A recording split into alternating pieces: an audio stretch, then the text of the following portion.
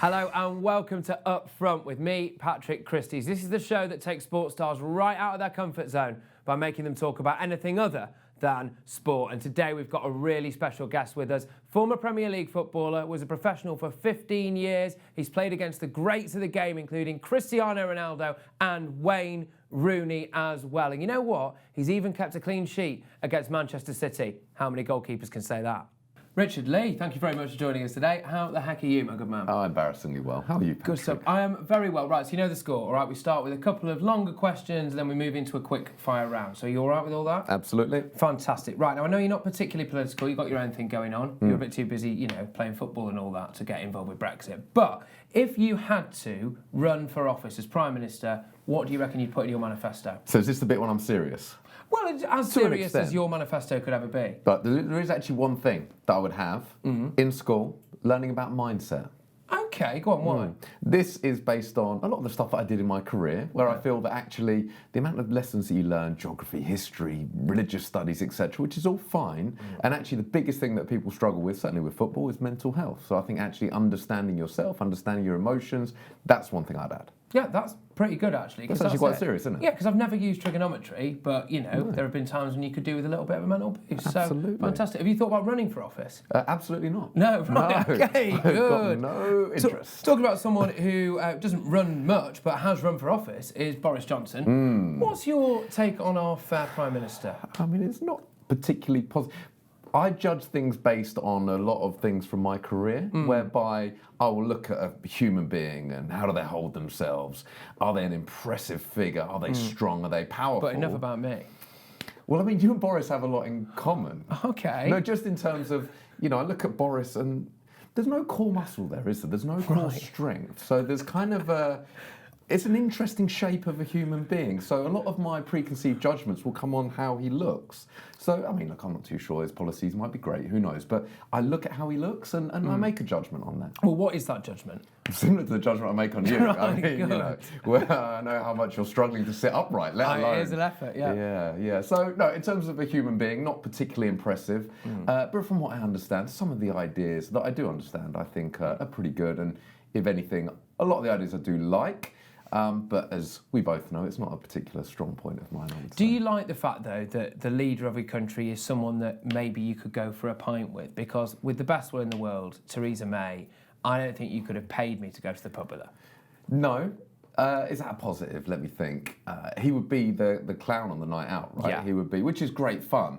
Again, is that who you want leading the country? I don't know. I mean, everyone has different ideas. I've got an idea as to who I would want leading the country, but again... Well, what type of person do you reckon? I don't know if I should really touch on the physical aspect of our leader, but somebody who takes care of themselves. I'll tell you what it is. Someone who's wears odd socks. Yeah. To He an literally event. did do that. I know, He literally did wore that. them inside out. That then concerns me. If someone doesn't look the part and they're not that worried about the little details, then that for me is everything. How you do anything is how you do everything. Is that one of those mental That's one. things I've got that a you... few of these. We'll play a few of these as we talk. One of these mental. Okay. Literally mental. Fantastic. Now, I've just got to ask, I know, again, it's not your bag on all this, but are you scared of Brexit at all?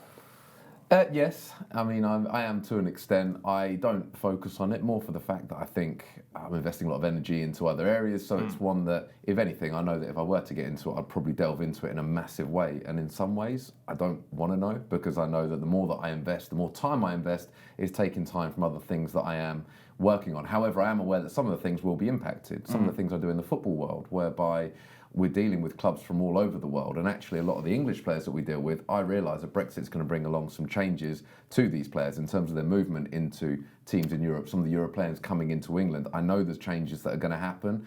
My thinking is very much, as and when it happens, I will learn what's going on and obviously adapt to it. It's just the thought that at the moment there's probably not a great deal that I can do unless I'd really focus a lot of time on it. Is there any chance, and I know that our kind of USPs, we don't really talk too much about sport, but I've got to ask this one. Is there any chance that it might benefit English players in the sense that if there are potentially fewer foreign players coming in, they might get more game time at top clubs. Yes and no. Yes, they might, but then it might weaken the league, which then all of a sudden at the moment, the Premier League is the most powerful league in the world. It's one of the reasons that a lot of people involved in football do very well financially. And of course, at the moment, the Premier League is where everybody wants to come. All of a sudden, if it is largely English players and we don't get some of these fantastic foreign talents, then it might be once again that the Italian league or the Spanish league becomes that much stronger, and suddenly it's not so good for those involved in English football. So there is a slight concern with it. I know it's all going on behind the scenes at the moment. Plans are being made as to how it will affect. Some say it might actually impact positively in that suddenly the likes of players from South America who can't get work permits here, or from Africa or certain countries whereby it's very difficult to come straight to England. They often have to go into Europe first, then England. It might make it easier, but similarly, it might make it a hell of a lot harder, which could weaken the league. Well, look, we'll have to wait and see on that front, but I'm sure you're more than well equipped to deal with it all. Now, okay, I'm going to just move on to a little bit of the more quick fire stuff, Rich, if that's okay with you. Absolutely. So imagine it's Mastermind, and we'll take it from here. There we go, he's got it. Show them blue steel, quickly. That's the one. Look at that. You can't teach that. No, I'm ready. Yeah, he's trying to teach me all the time, and he can't do it. So there we are. Now, okay, we're going to start with this one. Okay. How far would you go on Love Island? I'd win it. Why? Fair play. Right, 3 items that you take with you on a desert island. Out of 1 to 10 on the arrogance scale, was that? That was up there. Was it? Yeah. Yeah. We had David Gower on previously. Yeah. He was probably about a 1 on the arrogance thing, quite self-deprecating. Came across really well, actually. Oh, right. Okay, excellent. Yeah. Well, can't win over. Can't all be David. No, can't all be absolutely. David. Second question. 3 items on a desert island. Okay. My phone. Yep. Oh, sorry. My phone. My hairdryer. And one more item. It's got to be a football. Fair play. Good shout. I like that. Although no one's to kick ups with. No, I can do it on my. You don't need. No, I'm an only child, mate. I can give you some tips on that. Right, the weirdest TV gig you have ever done. Come dine with me. How did that go for you? We won. So, okay, this is talk us through this a little bit. So what do you make? Couples come dine. Oh, I don't know. I can't cook. She cooked. But what I was really good at was chopping up. I'm very precise when it comes to chopping up. So I think ultimately what she made was okay. I think it was the quality of the food and the quality of the chopping up that probably won it. Because it's only really once you've chopped something up, you get all the flavours in there, it allows it to really brew. How many plasters did you end up with on the end of your fingers after they come down with me, by the way? There was quite a few, yeah. Was it? I'm so glad I didn't eat the food. Anyway. Fantastic. So you won that, good stuff. Did, okay, well done, you're a winner. Okay, who is your least favourite celebrity? Anyone involved in reality TV? No, come on, narrow it down. I don't know anybody from reality TV because to me it frustrates the life out of me that people that work all day and dedicate their lives to something and the discipline they show towards something, and they might never make it. And then there's somebody else that just buys the lottery ticket and suddenly get the fame, the fortune, and have this ego, this unfounded arrogance that goes with it. Can't stand it. Yeah, I think that's actually an interesting point because that is something that I know kind of winds a lot of people up, where, like you said, people put a lot of hard work in, people put a lot of hard graft in and spend years genuinely trying to apply their trade, and then someone just rocks up on touty and all of a sudden they're getting the club in front of me. And the problem with that as well for me, and this comes back actually to my initial point about the mental health and the understanding of oneself, is that they'll often get that fame, the fortune, the ego will come with it. A lot can't deal with it. And of course for some it then ends up, well, tragically, in some cases, it ends up in a really bad way.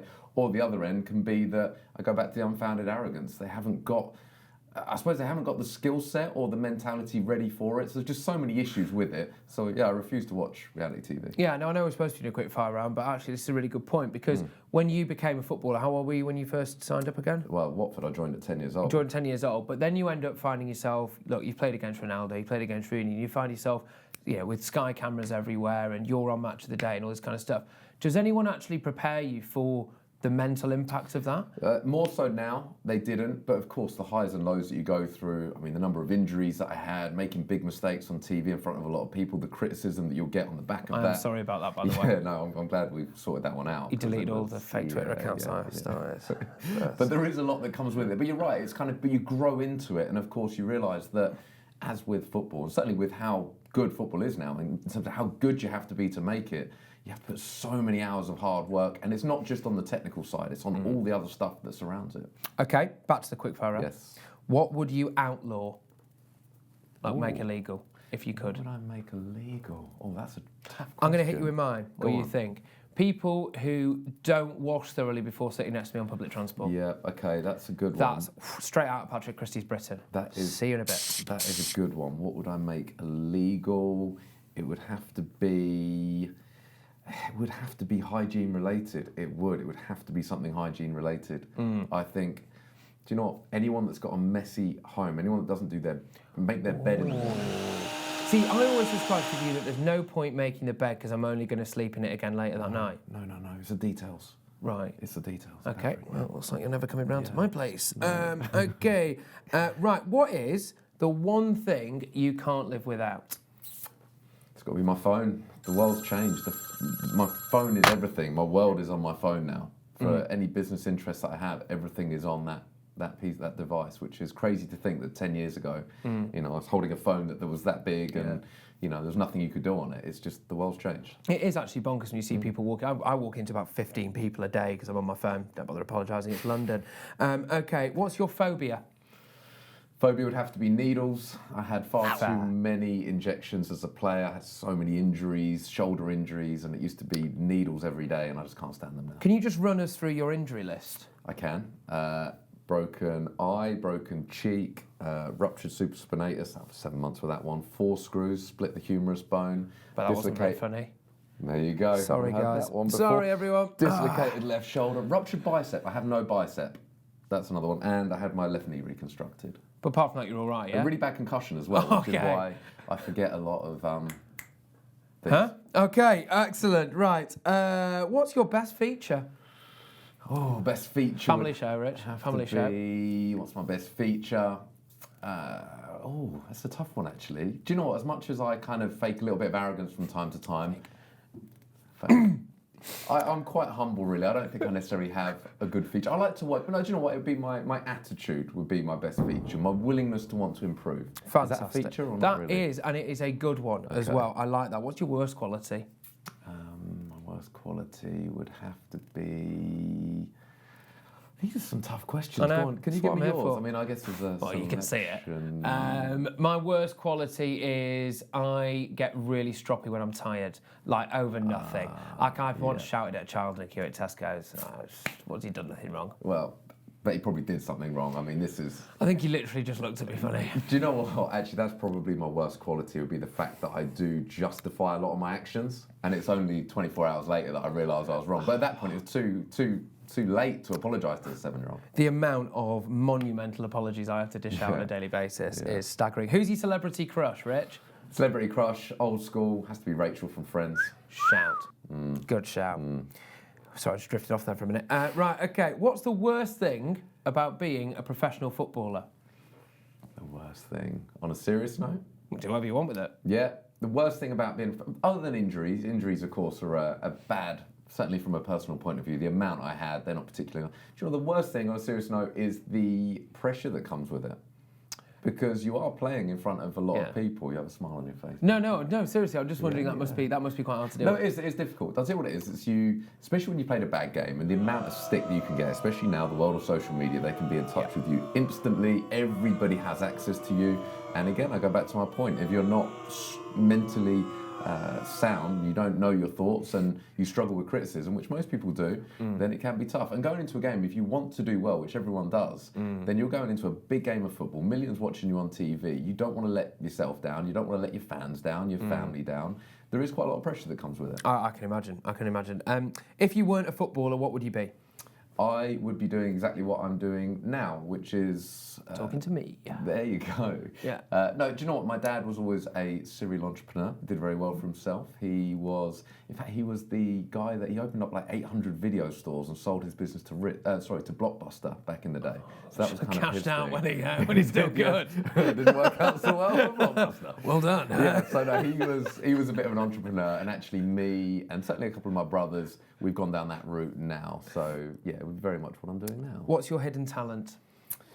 My hidden talent, this is a bit of a weird one. I don't think this is necessarily a talent, but I see gonna sound like the Sixth Sense now. No, I see like angles. It's not a talent, but whenever I look and I see like a right angle, I'll see the 45 degrees, and I have a thing that I avoid them. So in this room, they're everywhere, which is incredibly. You all right, mate? I mean, I struggle with it sometimes. Yeah. I'm under control now. When I was younger, it used to be that I had to click my teeth every time I saw. Oh, I get you, like one of those things. No, I used to have a few bits and bobs like that, but I just grew out of it. Right, Richard Lee, thank you very, very much. Absolute pleasure, my good man. My pleasure. Right then, that's your lot. Make sure you tune in for the next episode of Up Front, where we'll have another top sporting star talking about anything other than sport. I'll see you then.